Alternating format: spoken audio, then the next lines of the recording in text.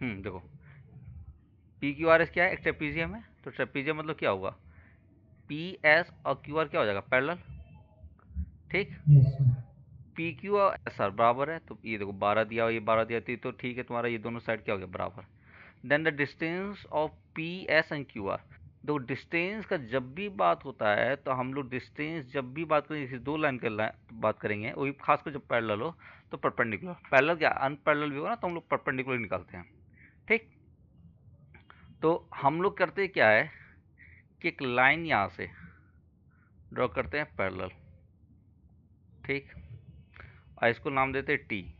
तब अगर देखा जाए तो पी एस टी क्यू क्या हो गया, एक पैरेललोग्राम बन गया। हाँ, कह यस दो कि सर। ये पैरेलल था ही, और इसके इसके पैरेलल ये किया तो पैरेललोग्राम बन जाएगा। तो जब ये 12 हो गया तो ये भी क्या हो जाएगा, 12। 12। कोई दिक्कत? ओके, अब समझना बात को, नो सर। ये 12 हो गया, ये 12 हो गया, और हम लोग करते हैं क्या है, यहाँ से देखो दोनों साइड जब इक्वल हो गया तो ये एंगल भी क्या हो जाएगा तुम्हारा, जब ये 45 है तो ये भी इक्वल। 45 डिग्री होगा, होगा। Yes sir. ठीक, ये 45 हो गया, ये 45 हो गया, यानी कि अगर हम लोग कहें तो ये एंगल तुम्हारा क्या होगा, 90 डिग्री 90। होगा। Yes sir. ठीक है, बट पॉइंट क्या है, हमको चाहिए ये आ गया, ये आ गया, लेकिन इसका रिलेशन तो है, हाँ कहीं नहीं हो तो गया। ओके, अब देखो अगर हम लोग देखें जो ट्रायंगल बना, गौर से देखना, देखो एस यहाँ है, टी यहाँ है, आर यहाँ है, ये भी 12 है, ये भी 12 है, कोई दिक्कत? No sir. और ये मेरा 90 डिग्री। Yes sir. तो अगर हम कहें तो टी आर इक्वल टू हो सकता है रूट अंडर या इसको T R square equal to T S square plus S R square by Pythagoras theorem. Yes sir. तो T R square equal to क्या हो जाएगा, 12 स्क्वायर प्लस 12 स्क्वायर। इसको हम लोग ऐसे लिख सकते हैं 2 × 12 स्क्वायर, हाँ या ना? Yes sir. कहीं देखो x square plus x square equal to हम लोग 2x² लिख सकते हैं, तो same way 12 yes sir. Square है तो 12 स्क्वायर है तो इसको 12 स्क्वायर लिख सकते हैं।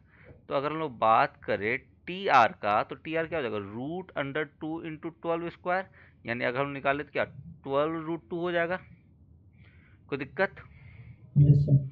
यानी कि देखो हम लोग क्या निकाल लिए, टी आर निकाल लिए, यस सर। ये टी आर जो हो गया मेरा 12√2 हो गया, है कि नहीं? Yes sir. ओके, अब देखो अगर हम लोग बात करें area of triangle T S R का, तो हम लोग लिख सकते हैं half into T S into S R, हाँ या ना? Yes sir. और एक तरह से और देखा जाए तो एरिया एक और लिख सकते हैं, half into T R into एक लाइन यहाँ से हम लोग ड्रॉ करते हैं परपेंडिकुलर, ये हम लोग मान लेते हैं ई है, ठीक है, ऐसी, यानी कि ये लाइन होगा कहाँ, यहाँ से यहाँ परपेंडिकुलर, ये वाला लाइन दिख रहा है ना? क्या लिख सकते हैं, यस कंफ्यूजन सर। है बोल दो हाँ या ना, कंफ्यूजन है तो बोलो। सर अभी तक तो आ रहा है समझ में। समझ में आ रहा ना? तो देखो हाफ से हाफ खत्म, यस सर। तो टी आर तुम्हारा क्या हो गया, टी आर हो गया 12√2, ऐसी भैया तो हमको निकालना, यही तो हाइट होगा मेरा। और टी एस क्या है मेरा, देखो टी एस क्या है 12, एस आर क्या है मेरा, एस आर भी है मेरा 12, तो 12 से 12। 12 खत्म, तो एस ई इक्वल टू क्या हो जाएगा 12/√2, हाँ कि यस ना? सर। ओके, इसको हम लोग लिख सकते हैं √2 से ऊपर गुना कर दो √2 से नीचे, तो क्या हो जाएगा, ये हो जाएगा तुम्हारा 12√2/2, √2 × √2 2 हो जाएगा, Yes, sir. और 2 से अगर इसको कट करें तो क्या हो जाएगा 6, 6. तो क्या हो जाएगा 6√2। 2. तो आंसर है 6√2। D. ठीक है, Yes, sir. देखो ये क्लास स्टैंडर्ड हम लोग 8 में है, इसलिए हम लोग इस बेस पे बना रहे हैं, नहीं तो इसको बनाने का एकदम आसान सा तरीका है। अगर वही हम लोग इसको 9 10 में बनाते हैं सवाल को, तो ये 2 लाइन में बन जाता। ठीक है, Yes, sir. लेकिन देखो हमेशा जो हमको आता है उस बेसिस पे बनाने की कोशिश करेंगे, नहीं होगा तो इसने बोले कि हो सकता है तुमको नया चीज़ बताना पड़े हमको इसमें, लेकिन देखते गए तो Yes, sir. बेस पे ही बन गया, तो लेंदी क्या गया, लेकिन बेसिक तो है, तुमको जो पढ़ाना है जो सिलेबस में है उसी पे बनाना है ये सवाल को।